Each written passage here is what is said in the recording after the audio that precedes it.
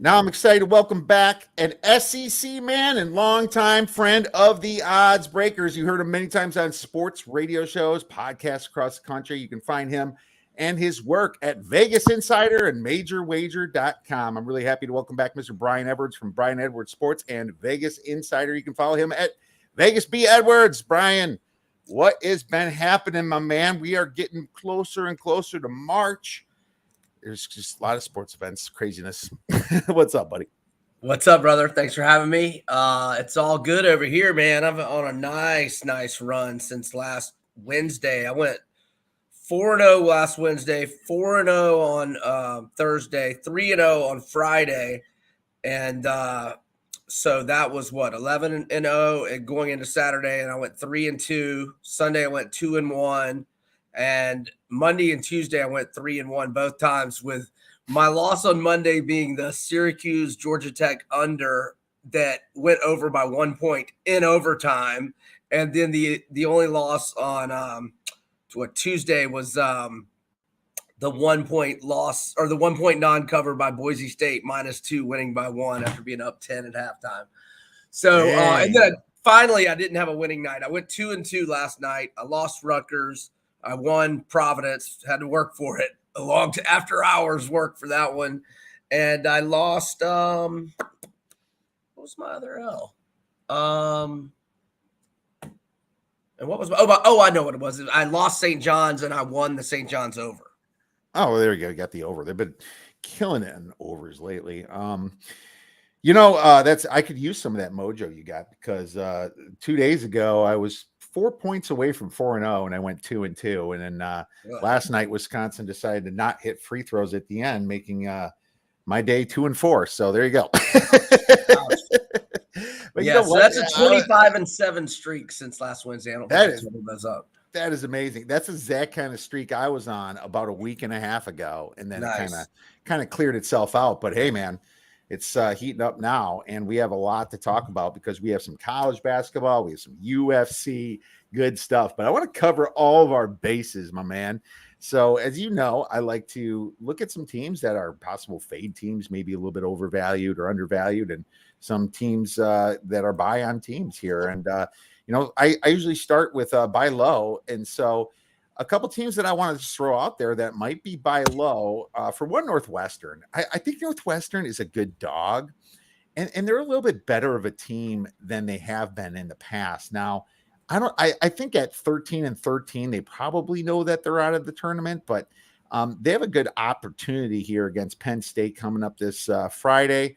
I think Penn State's a little bit suspect of a team, let's just say. Northwestern is a high-flying team. I think Northwestern is a good shot that game. And Miami, I still think Miami's a little bit underrated. Miami's been doing some crazy things down there. Just beating teams like Louisville, and they have a bid win against North Carolina. That was fantastic. Virginia Tech, they went away and beat Virginia Tech. Now Virginia Tech's going to try to get some road revenge. I still think Miami's a little bit underrated, being at 62 on KenPom. So I'm going to look into them a little bit. And then Syracuse is 80 on KenPom. But man, you know how Jim Boeheim is down the stretch. They're going to get Duke at home, and they're going to be a 7-point dog against Duke at home. Man, and there's going to be some people salivating over that one. And then obviously at North Carolina, then against Miami. Syracuse is interesting to me. Do you have any buy-on teams right now? Man, St. John's had been good to me. Now, I didn't have them one of those games when Posh Alexander was out. I mean, they had been good to me, obviously, before last night. But I have had the overs with them normally as well. When Alexander went out for 2 games, both those games went under. But when Alexander's been in the lineup, the overs hit in 6 straight. That was an easy over last night. I'd been on Miami a lot lately as well. And other than the slip up when they let the 8-point halftime lead get away last Saturday at home to Virginia, other than that, they've been really good to me. They are 4-1 against the spread in their last 5. I had them at Pitt a couple of nights ago. I had the loss again that I mentioned Saturday against Virginia, but I had them against Louisville. I had them on the money line and +7 against Wake. and I didn't have them against Georgia Tech. So that's been 3-1 they've done for me here these last 4 games, and they actually covered one of those losses to FSU. They actually covered as a short dog. The one at FSU, they were 6.5-point dogs and lost by 1. And I had them that night, and I had them at Duke plus 15 when they won. I didn't have any money line, damn it. But yeah, I agree with you. Miami has been good to me. St. John's, whether it's the side or the total, has been good to me recently. Going against Georgia has been like good for me all year long. I mean, right when I got my magazine, back in October, and you just read about their roster, losing, KD Johnson and losing Wheeler to Kentucky, and Johnson's at Auburn, and they like all the transfers they got were not very good. I mean, they got the one guy from Gonzaga, and then I think there was the guy from Virginia Tech got a season-ending injury before the season started, and you just knew Tom Crean, and he's gonna bite the bullet with his job here very, very, very soon. I guess they'll let him finish out these last 3. I don't know how much Florida will be favored on Saturday, but if it's 6 or 7 or fewer, I'll be all over the Gators. And then Tennessee will probably be laying a big number at home. I don't know that I would want to get involved with that. And then they're at Missouri. So I don't know how many good opportunities we're going to get to fade Georgia, just, because of the numbers. I'm not saying blindly do it, but they are a mess, and Crean's about to get fired, and they've got all kind of issues. Yeah, I bet you Indiana fans could have told you about Crean a little bit, or told them about Crean before they hired him, right? Yeah, and speaking of Indiana, they've lost 5 in a row, both straight up and against the spread. And I'm going to fade them with Maryland tonight. I have. Are we okay? This is live, right? We can talk yeah, absolutely. I almost did. My only concern was Finney's going to play. I think by now, I would assume so. I mean, it looked like he was practicing pretty good, and the team's better with Finney. But I mean, it's too big of a spread. I still have to lean Maryland. Yeah, so I had Maryland against Penn State. What was that, Sunday or Monday? I forget. But I had them for a winner then. Last Friday, I had them at Nebraska. That was an easy winner. I wish I had them when they were plus 17 against Purdue and could have won outright. That would have helped the Gators' strength of schedule cause. But I'm going with Maryland plus 6.5. Maybe there's a 7 out there. Or I saw like 1 or 2 books had 7 like an hour ago. But that's my favorite tonight. And I'll just mention, because I saw it on Twitter before coming on, EJ Liddell for Ohio State is now questionable with the flu. Saw that. And he's obviously that's a monster loss if he can't play tonight at Illinois. He averages 19.5 points, 7.6 rebounds, 2.5 block shots per game. Yep. And I looked at that, and Illinois still is started out a pretty healthy favorite. I think it's moving up to 7 now. Oh, yeah, I'm not going to fade based upon just Liddell here. I think the rest of the team could rally a little bit, and based upon that big spread, it's just a little too big for me to get involved on that one. I would well, if he gets ruled out, I think the spread will go up. Yeah, if it will go up if he gets ruled out. If you can get a 9, I would possibly even consider buying the Ohio State Buckeyes. And they should be more desperate with the way they've been playing recently. It's just that one game bump when they lose their good player. But some sell high teams for me is probably Xavier. Now, they played their asses off against Providence last night and went to triple overtime. But, man, they've just been fading, and I just can't see them getting up after that. They had it in the bag and just freaking blew it against Providence. Now, Providence should have fouled a couple times when they were out, and, when they're up 3. But I mean, you're just going to let Scruggs shoot a wide open jumper right there. I mean, they had to review it to make sure his foot wasn't on the line. He couldn't be any closer. Nobody's in his face. Like, what is going on there? I know. What are you doing there? What awful coaching. But you know what? They still got the W there, and Xavier, it's just going to be hard for them to get back up here. I think they're playing themselves, and I think they're out now. I think they got to be off the bubble and looking towards the NIT, which would be Fade City if that's the case. Fresno State is one that I think is kind of like a poor man's San Diego State. they're a little bit of a fade city for me. They're going to have some pretty tough games coming up, and yeah, they caught some teams when they were sleeping this year, but they're going to finish off really hard schedule, and I know they have to go to Wyoming for the last game, and they do Did you have Wyoming? I can't believe I didn't take Wyoming last night. I did, and I was good and for you. but they should have screwed it up. I mean, they tried. They tried to cover. I wasn't watching the end. I wasn't watching the end.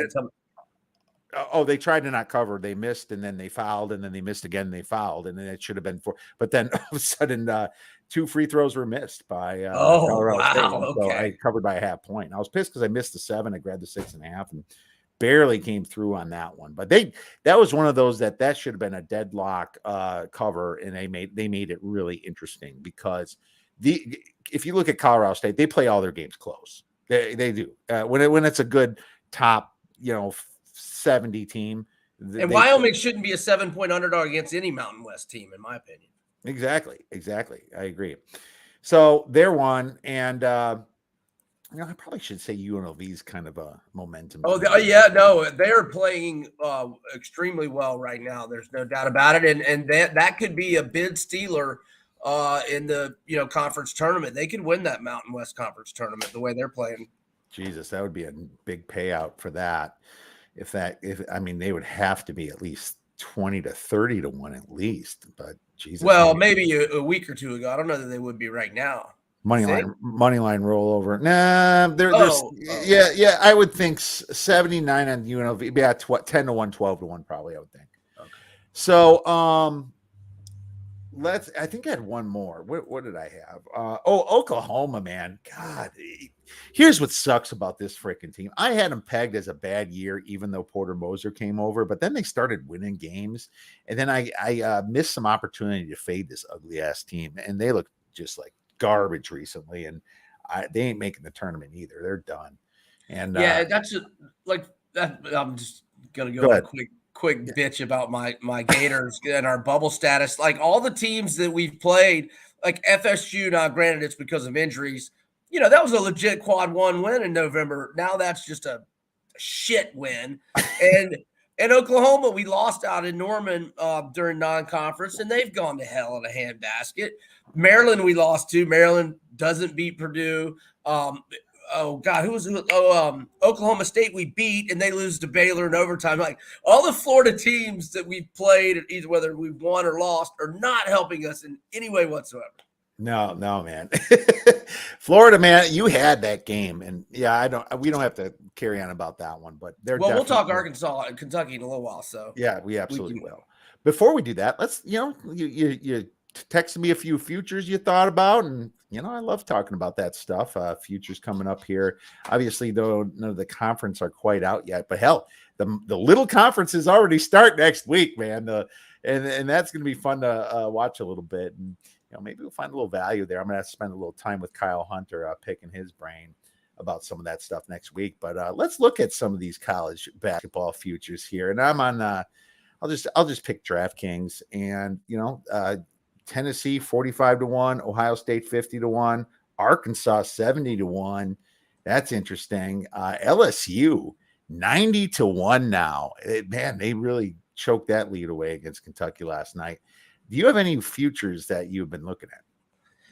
You just mentioned one. I got Arkansas at 70 to 1, like maybe not quite 2 weeks ago. I can't believe it's still 70 to 1. They're 12-1, but straight up and against the spread in the last 13, and they have not been playing a bunch of chump squads by any means. And I love the big man Jalen, and he's playing outstanding. Even though he got thoroughly outplayed by Castleton, he hit some clutch shots at crunch time, including that 3-pointer that was just enormous there with about 1:40 left. I mean, the only game that they've lost since January 9th, they've lost one game, and that was by 1 at Alabama. And that was in a vintage letdown spot after, beating Auburn in overtime in their biggest home win in years. During this stretch, they've won at LSU by 7. the West Virginia win's not aging very well, but they they beat Auburn, they beat Tennessee at home. Tennessee's 11 in Ken Palm. That's a pretty decent win at Florida. I'm looking back from earlier in the year. Yeah, they don't have it. They really don't have that many great wins, I guess, actually, on second thought. But they've got Kentucky Saturday. Then their LSU will go out to Fayetteville in a revenge game. And they close the season at Tennessee. And I'm of the belief that Tennessee will beat Auburn Saturday. And so, therefore, Tennessee will be trying to clinch an undefeated season at home when the Razorbacks go there. So these 3 games coming up for Arkansas, even if they just go 2-1, I think that 70-1 number will be coming down a good bit. Oh, for sure. Yeah. Arkansas, that's a high number. And I would say don't take anything under 50-1 right now. I mean, maybe if it's Gonzaga or something, or Auburn, maybe. But the thing is that you sometimes get better odds and many times actually, right when the tournament starts seeding, it's really scary to see some of those 1 seeds. And you're probably getting ripped off if you're not. Keep that in mind. Now, if you're taking a team, you gotta have to have an idea that you can get to the Elite 8 at least, and maybe you hedge a little bit in that part. But I would be okay with UCLA and or Texas Tech at 25-1. I think that's enough value for 2 teams that I think are as legit Final Four threats as there are. I mean, I think Texas Tech is. I'm not sure about UCLA. I think they caught fire last year, and they're experienced, but I think they played a little bit above their level too. So I am on board with your Texas Tech. I will say that. I love that team, man. That's another team I've been backing a lot. They're playing with a chip on their shoulder, losing Chris Beard to Texas, and they're just playing pissed off this year. Like Adams has done a hell of a job. He's a goofy looking son of a gun, but he's doing a hell of a job with that team. I'll tell you that.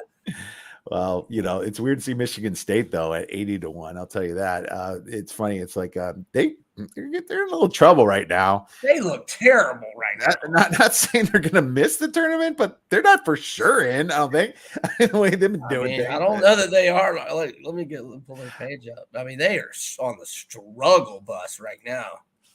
Miami at 150-1 is probably. I looked at Miami 20-8.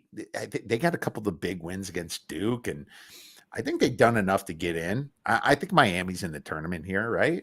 Does that make sense?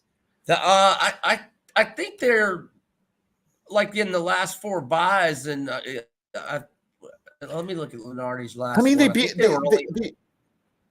they beat North Texas, I guess, in the non-conference. They only have big non-conference wins because they lost to Alabama and they lost to Dayton. So Lunardi updated his on Tuesday, and Miami won Tuesday night, right? So it was they beat the crap out of Pittsburgh. We were on. That's Miami right. So it was before that victory probably wouldn't do much for him, but he has Lunardi, and I'm not saying he's an end-all be-all, but he has them as their in the last 4 buys. So that means they're ahead of only 7 teams. So they're like the last seed right now. So that's where I guess that would be like a 10 seed or maybe 11. Yeah, and it just depends upon where the other conferences line up, because sometimes they get moved up just because the other conferences have some wins, So that's interesting. Yeah, I mean, you're going to have a tough first 2 games, but if they can surprise and get to the Sweet 16, 150-1's, I think a little bit of value. But Wisconsin at 71. My problem with Wisconsin is that they're so Jekyll and Hyde. I mean, Davis could have an amazing game, and Davison's hitting threes, and they're 3 big guys don't have to do much but grab rebounds. Hell, they're beating a lot of teams, almost anybody, but then they can choke and just lose to some of the worst teams. And that's what worries me about Scotty. I don't think you're going to get much worse than 70-1 unless they win the Big Ten tournament or something come seeding time. I worry about them offensively when Davis has an off game because, I mean, Davison can score, but I just when Davis is off, they just don't get much offense, and they're not what they normally are defensively. I mean, they're not. They're actually secret. They're quietly a bad defense this year. Yeah, and people see that in their totals. Well, Wisconsin totals are never this high as we've seen them this year. No, they're not this high, and I'm seriously we'll get into this Wisconsin game. I mean, that's a decent segue to get into this game. But yeah, their totals have been still a little bit lower than what they've been doing here. But then again, they are playing Rutgers coming up here. Let's just get right into that then. Let's get into the games this weekend because we have a lot to talk about here. Let's start it out with Wisconsin versus Rutgers.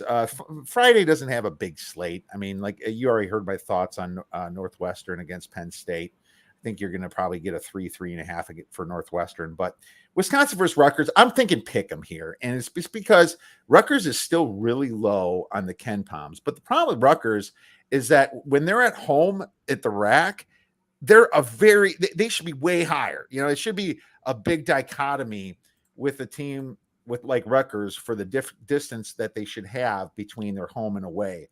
I mean, if you look at, for example, Haslam metrics, they have Rutgers very inconsistent, right? The third most inconsistent team out of all teams, but their home court ranks 29th this year above the what they do away, right? So that's a pretty high ranking in how well they shoot and how well they play. Wisconsin's just 101 away. They're sneaky sometimes, but I prefer Wisconsin as a dog if I'm betting on Wisconsin. The funny thing about this game, Rutgers is slow, but they're not that slow. Sometimes they can really pick it up. And Wisconsin's defense, they're playing catch up a lot, like you saw against Minnesota last night.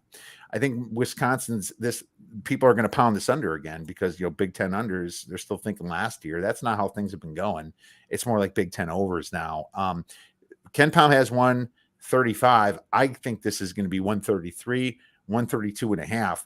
And I'm going to take a serious look at the over. But what are your thoughts on this? Well, I'm looking at the box score from did Johnny Davis? Well, no, he didn't get. Why did Johnny Davis only get 7 shots? Oh, that's just 2-pointers. Okay, he was 5 of 10. He fouled out eventually.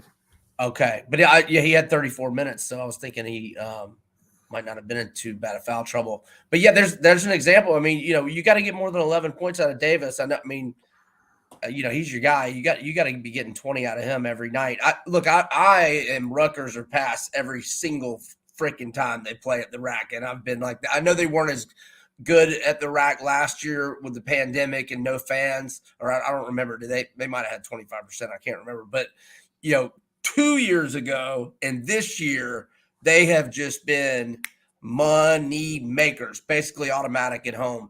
And now I don't know that I want to start laying points with them at home, but I think Rutgers has got to be favored by 1 or 2, but I won't be surprised if it's Pick'em or Wisconsin's favored by 1 or 2. If it's Pick'em, or I know Wisconsin's got the revenge angle, but I just, it's Rutgers or pass for me at the rack, and that's just, it don't matter who they're playing, really. Right. Another thing to consider is Rutgers at 16-11 thinks to themselves after those 2 ugly performances against Purdue and Michigan, that was ugly last night, that they have to win this. I mean, I don't think like that. I think Rutgers, there's no way that Rutgers can get left out of this tournament unless yeah, but 16-11, their best wins are the Big Ten, but they just stunk it up in the non-conference, losing to Lafayette, losing to Massachusetts. Then they got destroyed against Illinois. The Clemson win didn't age that good. They're great at home, but I'm just saying if they lose 2 out of these last 3 games, you're sitting here at 17-13. You know, I don't know if they would leave them. They've got 7 wins against top 34 Ken Palm teams. All Big Ten. Yes, all Big Ten. But that didn't matter to me. Don't matter to me either. But I'm just wondering if the kids are thinking it's more of like, hey, we're motivational. What's funny is Ken Palm has them ranked 72. You know, usually if you're ranked, 72 means you're out of the damn tournament. It's very rare I see an at-large Power 5 team and above 60 making it into the tournament the way it is. So, you know, not saying that, you know, the committee uses Ken Palm, but Ken Palm's talked about every day in the national media now. And so they might use that. But at the same time, I am definitely not betting Wisconsin. I'll tell you that right now. the only way I could go is the over. So, and I lean Rutgers. I will lean Rutgers with you right now. Now everything's number dependent. I'm thinking it's going to be pick 'em. So we'll go with that one. Let's move on to the next game. Little SEC action. And I will say, I admitted last week, Brian, it was tough with my Big Ten love that the SEC is the best basketball conference right now. And, I had to swallow my pride a little bit on that one. So we'll see if that holds up in the tournament. But right now it's the SEC, man. Kentucky and Auburn and Tennessee and Arkansas. Yeah, just some really solid teams up there. And LSU with Xavier Pinson is a much different team. I just, I hate to say it, but they are the best. But this might be the best game of the weekend because Kentucky is playing against Arkansas. And I think this is at Arkansas, isn't it? Yes. I'm going to predict +3, +2.5 Arkansas, 149. We'll go by that. Well, I think it depends on the status of Ty Washington and Severe Wheeler. So both of these, the starting backcourt for Kentucky, they've both missed these last two games, but they won anyway and covered against Bama and were ahead of the number late. And LSU got a little backdoor action. I know LSU had been winning outright most of the game, but they did fall behind the number and hit some threes there in the last minute or so and got a steal or two as well. I know Kentucky backers were not thrilled with that, but Wheeler averages 9.6 points, 7.1 assists, 1.3 steals per game. Washington was averaging about 15 points per game, but he's had this ankle issue really going back to that Auburn game that's early Saturday afternoon at Auburn like a month ago. So his average is down to 12.4 points, but it was much higher when he was healthy, and he averages 4.1 assists per game. So those are two, big losses. I think if those guys are back, I think Kentucky is a short favorite. But if they're out, to me, I think Arkansas should be a short favorite. I'm not saying they're going to be, but look, I'm not trying to get in the habit of fading Kentucky, but without Wheeler and Washington and without Rupp Arena in the crowd, I think they'll miss Washington and Wheeler more in that kind of road environment. And let me tell you, make no mistake about it, there will be no arena in America rocking harder than Bud Walton on Saturday. That is a given. That's for sure. The problem with those two players is you're never going to know until 10 minutes before. Probably. And, it's hard to give out plays on that. But what I think the safer play could be the under, because you have places like Ken Pom saying it's going to be 149. I would guess it's going to be 148, 147, just upon how fast that Arkansas and Kentucky has played. But I'll tell you this, Kentucky sometimes will slow it down. If you look at their last 4 or 5 games, it's all been under 68 possessions. And if you look at Arkansas, their last 3 games have all been 68 or under possessions here. When it comes to the bigger teams, anything not named Alabama, let's say, these teams will slow it down. They want to play more of an organized basketball, and that's what their coaches want them to do. They don't like sloppiness as much. And this is going to be a high total, and I think defense is going to prevail, especially if Ty Washington and Severe Wheeler are out. So I'm looking at the under, man. I think you might get some value there.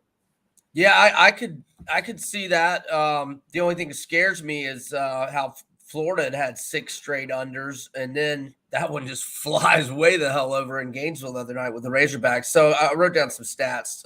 Well, the problem was Florida was winning that game for so long, and their average possession length is a little faster than their tempo, and they're just kind of feeling it, man. Let's face it, they were shooting good for a while.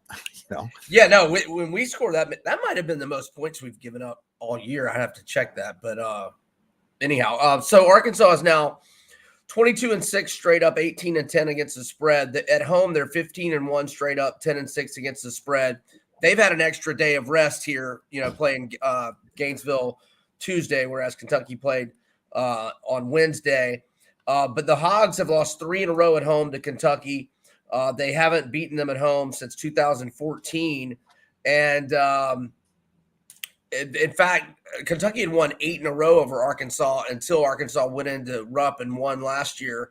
But nevertheless, Kentucky's still 8-1 straight up, 7-2 against the spread last 9. head-to-head meetings. The Cats are 5-4 straight up on the road, but only 3-6 against the spread. And there's just a few numbers I jotted down. There you go. All right. Well, that's definitely go by some of that information, but most importantly, go by the injuries is what I have to say. The fact that they went over last game makes me like the under a little bit more even. Let's move on to the Baylor game. Baylor versus Kansas. And this is the other biggest game, I guess you would say. And the Big 12, they've been rolling for a while, but man, now that Baylor lost Chamu Chachua, buddy, that really worries me a little bit. I think that Jonathan Chamu Chachua was the heart and soul of this team, and 6'8", just a massive rebounder and massive second chance guy. Now they're kind of playing, they're still tall. I mean, Flo Famba over there, and they got some Kendall Brown, obviously Matthew Meyer, right? That guy's got to fix his teeth one of these days, man. Jesus Christ.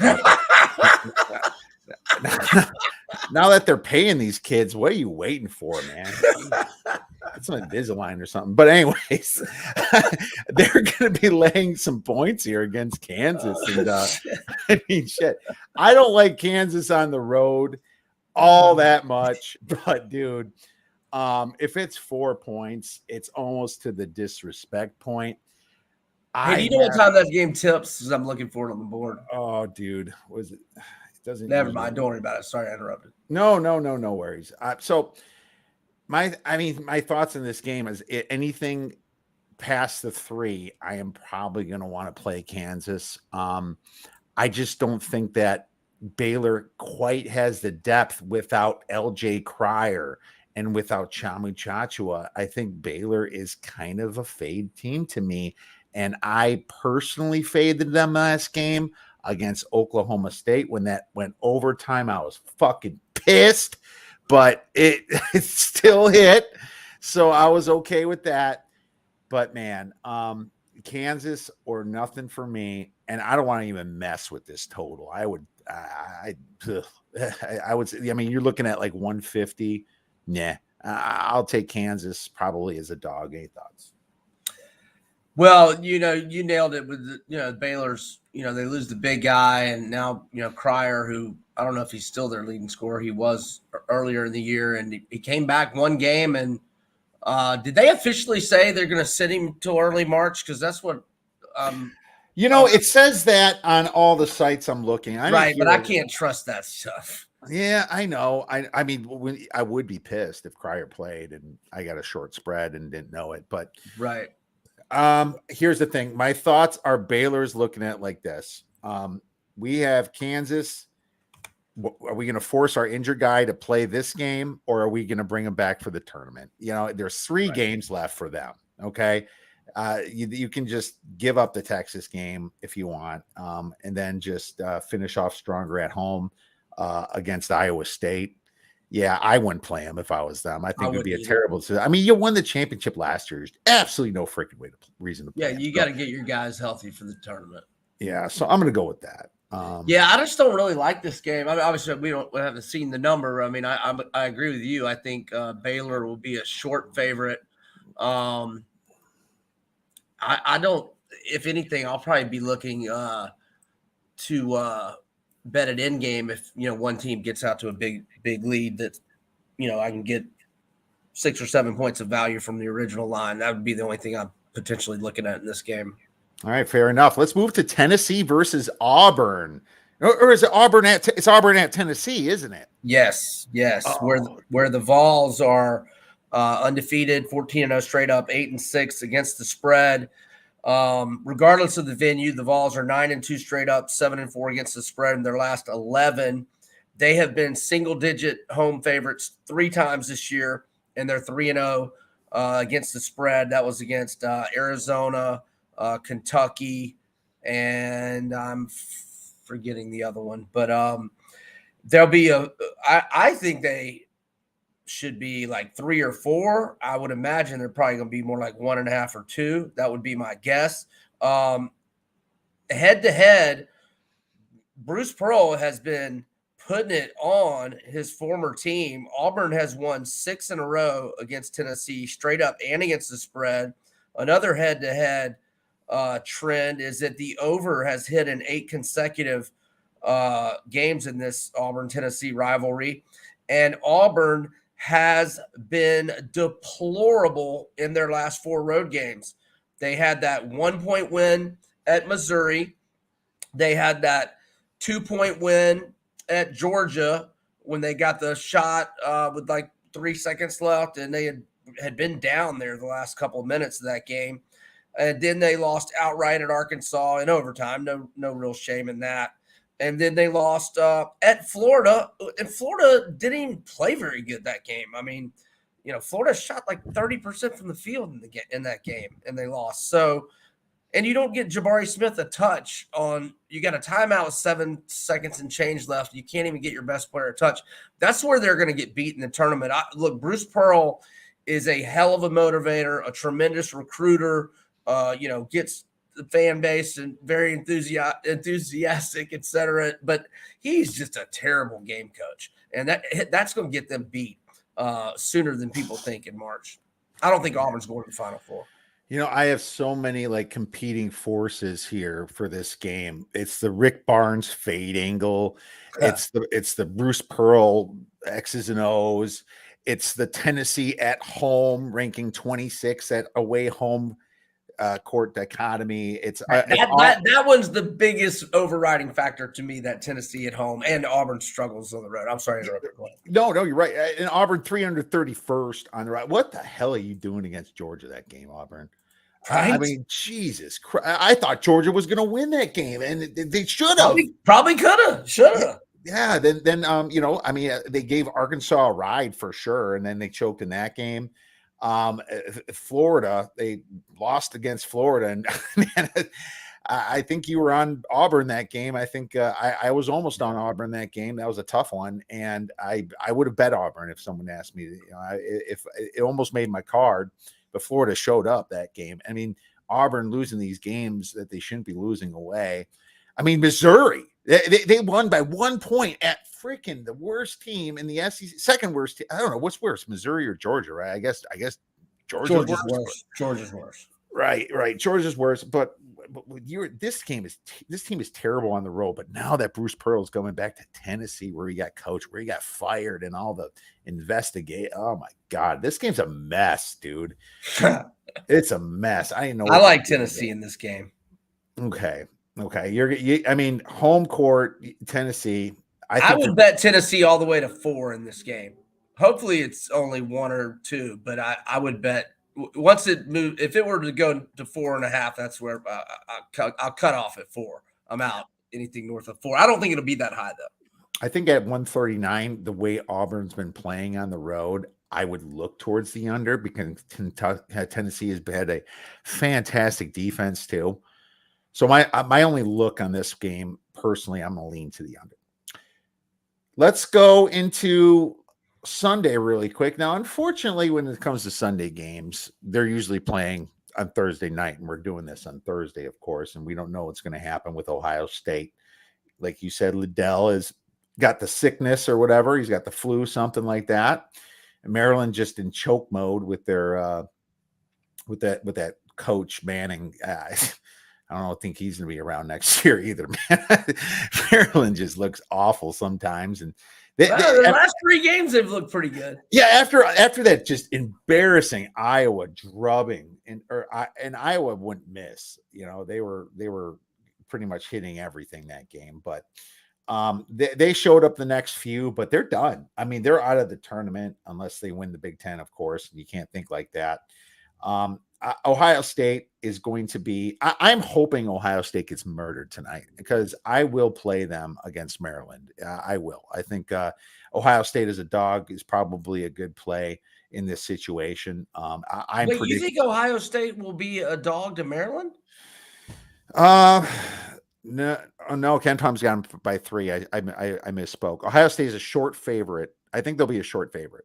-2, -2.5. That's what I should have said. My bad. Well, we'll see what Maryland does tonight. But right. Total 140.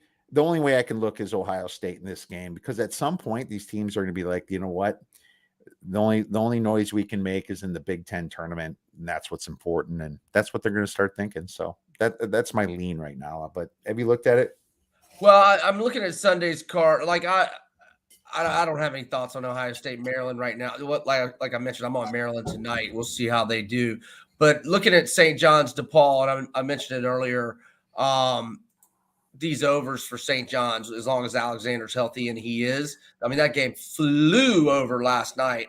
And I know DePaul isn't always an offensive machine. And I actually think that they've also got some personnel issues. I know David Jones is banged up and questionable tonight. He averages 14.2 points per game. So I would want him to be in the lineup, but I'll be looking to play the over on St. John's and DePaul. And I'm looking for their previous meeting. Is that Saturday or Sunday? This is Sunday. Okay. St. John's. Yeah, their first meeting was 89-84. So that was 163 points that went over 154.5. So I'm going to be looking to play St. John's DePaul over as long as it's not like, well, the first meeting it was 154. If that David Jones guy is playing, who averages better than 14 a game, I would probably go all the way up to 154 or 5. 5 would be the absolute max. So hopefully we get something smaller than 155. What else? Monmouth unders have been good to me, and they are at Siena on Sunday. The unders on a 19-4 run for Monmouth, and I have been on like 7 or 8 of them recently, and I think I'm 6-1. I just take it blindly. Well, no, not blindly. If it's in the 1 teens, right. But they're all in the 130s for the most part. There's even been a couple in the 140s. So Monmouth at Siena. Actually, that's who played when I had the under. Let me look when they played. Didn't they? Yeah, they just played 2 nights ago. So it's a rematch. They must have had a COVID cancel. So this is the rematch. Now they only had 100 and they had 130 Tuesday night, which stayed under 134.5. But Siena was fouling, did a foul fest in the last 90 seconds, even though they're down 10 to 12 points. I mean, Monmouth shot a ton of free throws there in the last 90 seconds. So they did the foul fest, and it still stayed under. Dude, I hate those, man. Oh, they kill you sometimes. Yeah. But what I do love is what you're saying there, because there's nothing like a team that's, under the radar because nobody's paying attention and the books don't adjust. They keep flopping out the KenPom number. See what happens. That's always great to jump on. Not obvious ones. Yeah. Now, St. John's is, they're number 1 in pace this year out of everybody. I mean, out of the whole 358 teams, 73.7 possessions, they're chucking it up and trying to get rebounds, offensive rebounds. They don't care about defensive rebounds. Yeah, they're a big over team. And I know DePaul is in probably I'm going to quit at some point mode, but I'll tell you this, DePaul at home is still going to play strong. I mean, their kids are going to play at home. You're going to try to beat St. John's here. So I expect an effort from both of them. Love this under because you're going to get like 150, 140, maybe 149 if you're lucky, 151.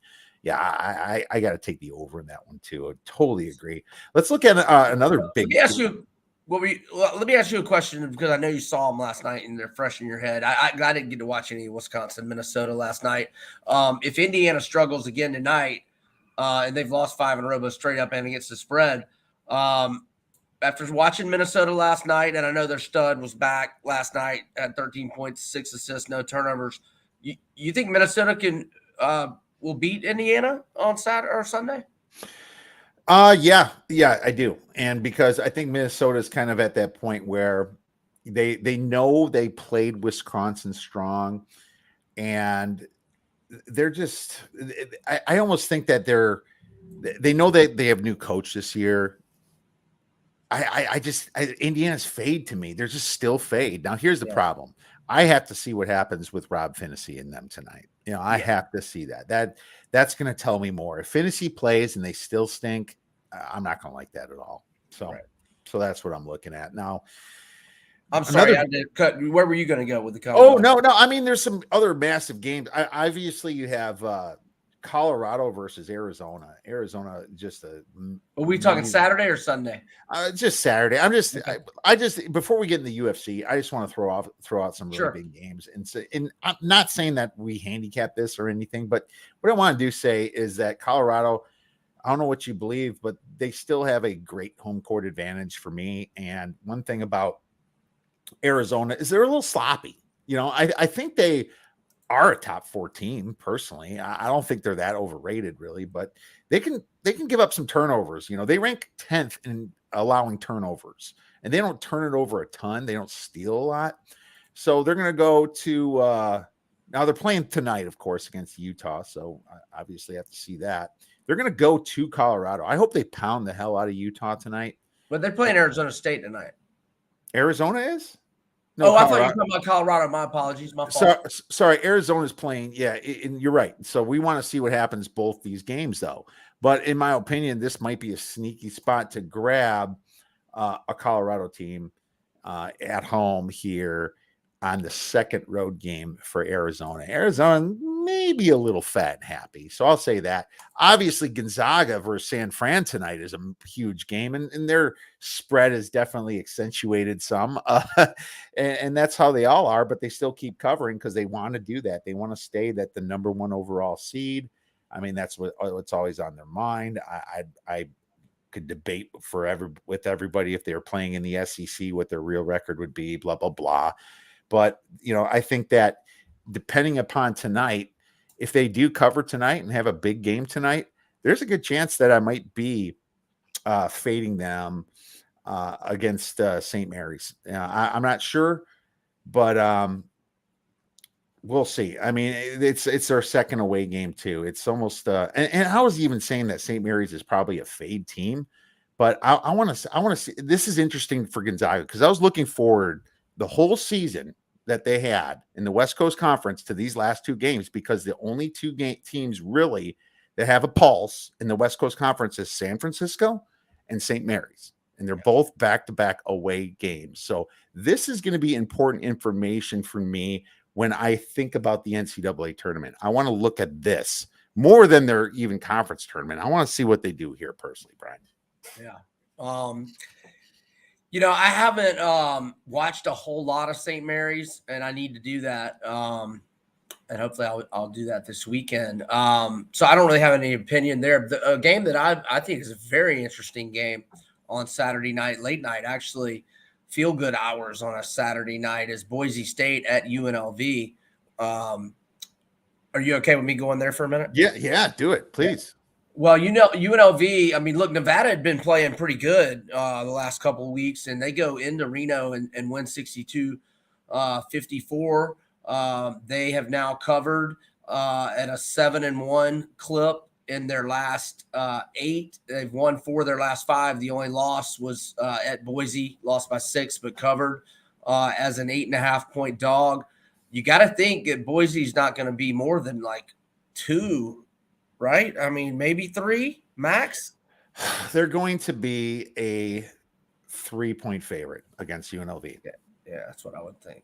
Yeah, they're going to be a 3-point favorite, and that's where I would possibly buy UNLV here, because Boise State is going to be possibly looking. Well, I don't know if they're going to look to Nevada here, but that's their next home game. Then they have Colorado State at the end here. It's just UNLV is just a buy-on team for me. And it worked out. I was on them against Nevada, and then I don't want to get off them yet. I mean, look at this run. Beat Fresno, Colorado State, very good team. Smashed Colorado State. Smashed them. I know. And then against Nevada, they're sneaky good. And like you said, I can't wait to see what their real odds are going to be for winning the Mountain West Conference. And they led by 7 at Boise at halftime. I don't know if anybody's taken a 7-point lead into halftime at Boise this year. I'm going to doubt that anybody has. No, Boise's got one of the best home courts, man. And it's funny. You almost think that maybe the court's blue or something, right? It's like the football field. Leon Rice has been very good to me through the years, all the way back to the Derek Marks years when they got to the first 4. Boise, I love me some Leon Rice. I was really surprised he hasn't gotten a Pac-12 job the last 4 or 5 years. I don't all those bums they hire in that conference. Leon Rice can outcoach all those guys. No doubt. A good chunk of them, not all of them. I mean, what's Washington doing? What's Cal doing here? Come on, get on board. Go get Leon Rice. I don't know what the hell they're doing. No, I totally agree, man. Well, sounds great. Let's move on to a little UFC on ESPN 49, my man. And, I was really looking forward to Beneil Dariush fighting Islam Makhachev, man. He was going to get his ass beat, don't you? I don't know. I've been on Beneil for a long time now, and he's been making me some money. But I've also been on Islam by submission for a very long time now too, and that's been making me some money. But what is the number on that this weekend? Let me look. Okay, it's massive. I mean, I don't remember seeing a minus 800, minus 900 fighter here, and this is what you're getting on Islam. Well, no, I'm talking about the submission. What that number? Minus 110, minus 120. Yeah, I think that's the way to bet this fight. I mean, look, I would love Bobby Green to knock him the hell out. That would be spectacular. Plus 600, buddy. And it's probably even going to go higher. The price is just wrong. I'm sorry. We'll bet them both. Bet Bobby Green plus 600 for just a little baby, and then bet like 3 times as much on Islam by submission, and then if Islam wins a decision, just F him for doing that. Well, I got a better angle that I think. Bobby Green, not a great. He hasn't been great when he was favored against like Thiago Moises, and I don't know. I think he did really good against Nasrat last week. I mean, I got to give him a lot of props for him to come back and do this fight. I mean, after 2 weeks, right? Yes, hell yes. And you saw what he said in Helwani's interview. He goes, "I'm gonna come in there and I'm gonna go and bust his ass right in the damn mouth." I missed that. I'm gonna have to rewatch that or watch it for the first time. But that's hilarious, and I think he's confident now that he has that nice 2 wins against Ali Aquina and Nasrat Haqparast. So it's just. He went the distance with Fiziev, right? That's pretty cool. Fiziev has been just phenomenal, man. I could not believe he beat his old training. He won a round from 2 judges against Fiziev. Yeah, I bet 29-28 on 2 judges, so he won a round. I bet he did. And I tell you this, Green, he's been good. But here's what I like more. I looked and I'm like, what does Islam do? Well, he chokes people out. Well, if he can't get him to the cage, and I've seen a few other people talk about this, then he could struggle a little bit if he's stuck in the middle of the ring. Let's just look. Islam did go to decision against Davi Ramos and Arman Sarukin, and Sarukin's great, and he's going to have a good fight this match coming up here too. But he choked out Drew Dober, and Drew Dober, fantastic stand-up fighter, but not so good on the ground. Let's face it. And Thiago Moises, I think he's overrated, but he lasted to the 4th round. I like over 2.5 at plus 100, right? I lean that way as well. I haven't even looked at the total yet because I was just scrolling down Bobby King Green's page. He has not been finished since Dustin KO'd him at UFC 199 in the summer of 2016. He has not been submitted since 2009. Okay, I hadn't even got back that far. I looked at that a while ago. Yeah. I think it's 2009. I mean, that's a toe hold. A toe hold against David Mitchell in 2009. You are correct. Now he is fighting probably the best since Khabib's gone. The best, technique, the submitter, best ground combo wrestler with whatever, grappler, right? That was the word I was looking for. The best grappler around, right? I have to think that. So I think you can win both bets. Let's just say you do Islam by submission for a unit, and you do over 2.5 for 2 units. I think Green being a 5 round fight might eventually wear, and Islam gets him late. I think Islam by decision is not a terrible price at plus 300, plus 350 too. But at the same time, if this thing goes to decision, I'm not 100% sure that Bobby Green's going to lose. So it's kind of, I mean, I'm telling you, Bobby Green is underpriced in this situation, in my opinion. And there's no way I would put Islam in a parlay or anything like that. But I think that Islam does get him by sub, and it's just going to be so freaking late. And maybe it's not even a choke. Maybe it's some stupid armbar type deal, right? Or who knows, Peruvian necktie. I don't know. I don't know what the hell he's gonna do, buddy. But what's the boa constrictors of the Ezekiel choke? Yeah, Ezekiel choke. Yeah, triangle. I don't know what the hell he's gonna do. But Twister, Bryce Mitchell style. Yeah, exactly. And Korean Zombie had the first one. Yep, absolutely. So that I think you can win both bets by doing it over 2.5 and by submission. So I think I might approach it that way, buddy. Yeah. Gosh, I don't. Yeah, you said it was plus 300 for Makachev to win by decision. Oh, yeah, I'm looking at it now. Yeah, damn, it's plus 340 at FanDuel. Whew.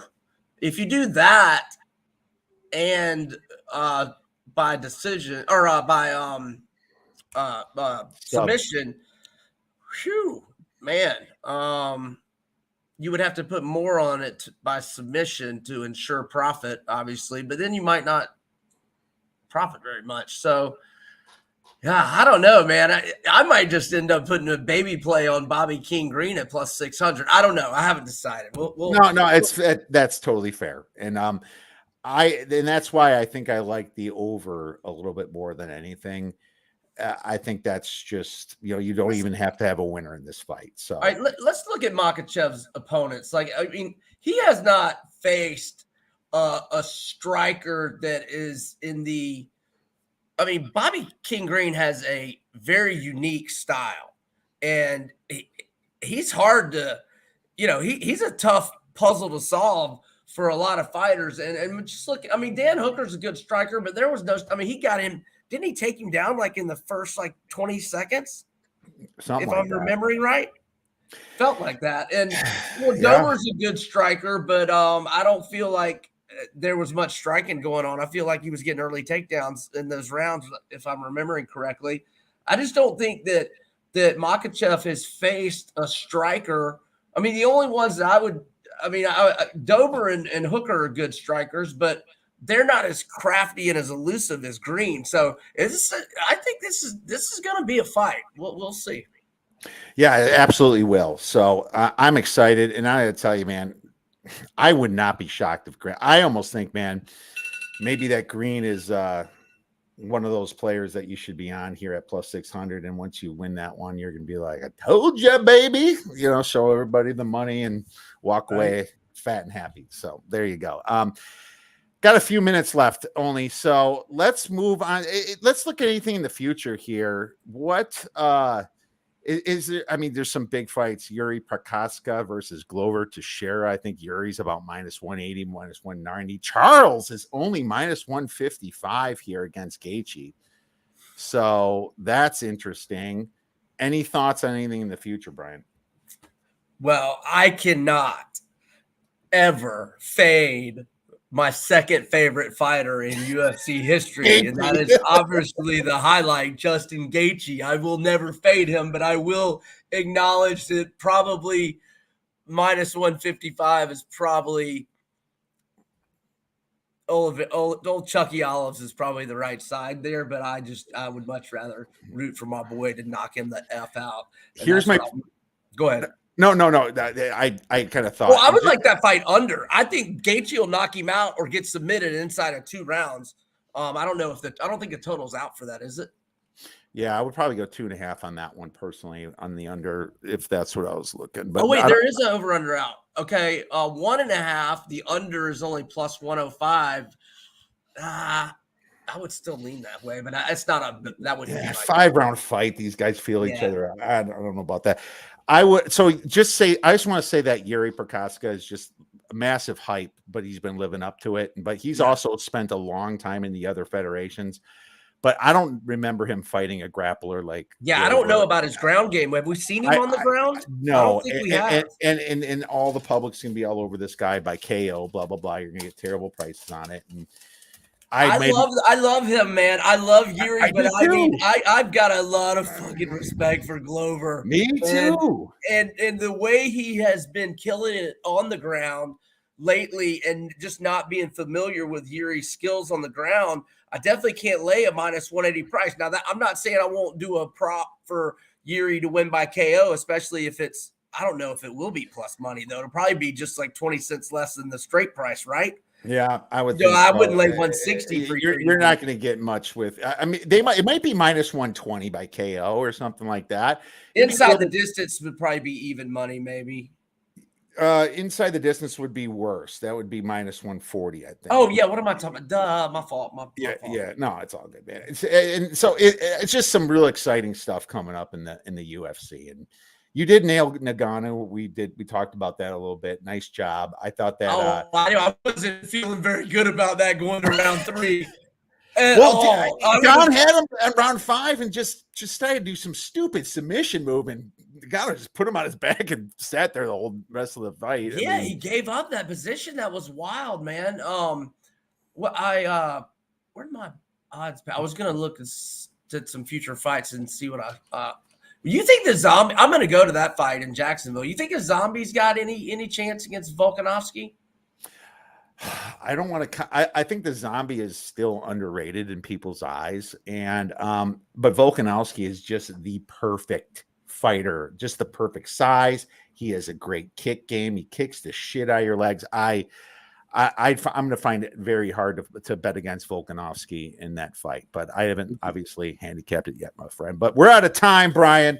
My man, thank you for all this great information. Had a blast with you as usual. Where could our listeners get your premium information, plays, whatnot, whatever they want? Yeah, so I'm on Twitter at Vegas B Edwards. My content is at majorwager.com. You can find my picks where I'm on a 25-7 run in college basketball on vegasinsider.com. And I'm not that great about updating BrianElderSports.com here recently, but I have been posting my picks there since I got hot last Wednesday, so you can check those out there. Thanks for having me as always, Kiev.